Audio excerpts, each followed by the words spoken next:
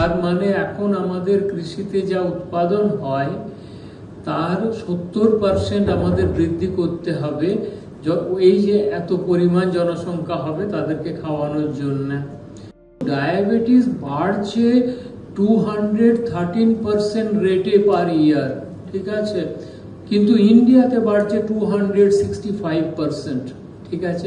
কেন বললাম না, আমাদের তেমনই ফসল করতে হবে যেগুলো খেলে আমরা কিছুটা ক্যান্সার এবং ডায়াবেটিসকে প্রতিরোধ করতে পারি।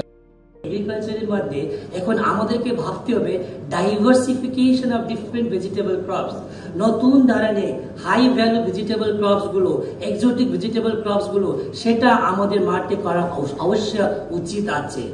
Indiscriminate use of the fertilisers, insecticide and pesticide আমাদের মাটির হেলথটাকে নষ্ট করে দিয়েছে। তারপরে আমাদেরকে অল্টারনেটিভ ভাবতে হবে হাইড্রোফোনিক্স, ভার্টিক্যাল ফার্মিং, মাটি ছাড়া চাষ, সেটা জলে হতে পারে, যারা গ্রোয়িং মিডিয়াতে হতে পারে। এটা একটুখানি কমানো দরকার, মানে বৈচিত্র্য আনা দরকার। এই বৈচিত্র্য নেই বলে আমরা ডাইভার্সিফাইড ইন্টিগ্রেটেড ফার্মিং সিস্টেম, মানে বৈচিত্র্যপূর্ণ এবং মিলনমেশন, মিশ্র চাষ। সময় জমিতে কভার রাখতে হবে, কোন সময় ফেলে রাখা যাবে না, আর বছরে 3 বারই ধান চাষ করা যাবে না। সেটাকে কি করে আমাকে রিভাইভ করতে হবে, ঠিক আছে।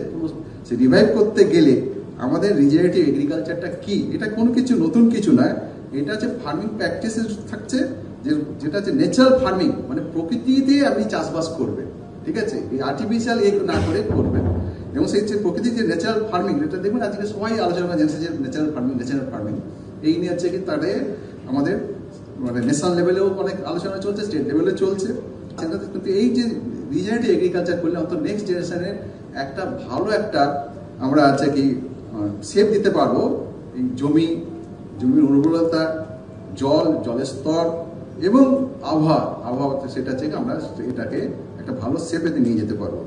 তো সুতরাং এই যে রিজেনারেটিভ এগ্রিকালচার মেনলি হচ্ছে কি আমাদের মাটির স্বাস্থ্যটাকে ইমপ্রুভ করার জন্য এবং ইন্ডিজিনাস ম্যাসকুলাইন অ্যাপ্রোচ যেটা বললাম, এই ধরনের গুণ যেটা, যে আমি জমিটাকে শুষে নেব, জমির শেষ বিন্দু পর্যন্ত আমি শুষে নেব, জমিটা কি করে নিজের থেকে আবার পুনর্জীবীকরণ, মানে নিজের থেকে নিজে ভালো হতে পারে সেদিকে আমার লক্ষ্য থাকবে না। এবং বীজ আমি সেগুলো ব্যবহার করব, যেটা মানে যা খুশি বীজ আমি ব্যবহার করতে পারি।